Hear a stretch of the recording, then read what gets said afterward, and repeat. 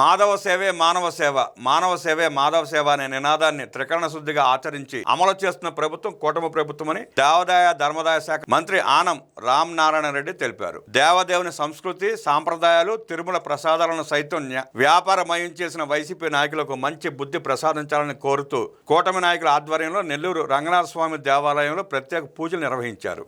అనంతరం కూటమి నాయకులతో కలిసి విలేకరుల సమావేశం నిర్వహించారు. తిరుమల పవిత్రత గురించి, దేవుని ఆచార వ్యవహారాల ప్రసాదాల గురించి పదే పదే చర్చకు రావడం దురదృష్టకరమన్నారు. తప్పులు చేస్తూ ఎదుటివారిపై నిందలు మోపే సంస్కృతి వైసీపీది.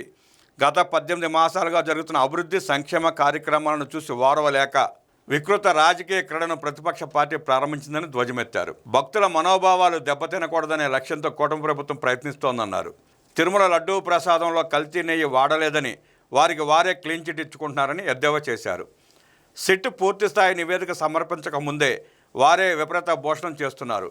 నెయ్యి సరఫరా చేసే కాంట్రాక్టు తమ దగాకోరు సంస్థలకు కట్టబెట్టడానికి టెండర్ నిబంధనలను అన్నింటినీ మార్చేసి కల్తీ జరగడానికి ఆద్యం పోసిన గత ప్రభుత్వ నిర్వాకాలను ప్రజలు గమనించాలని కోరారు.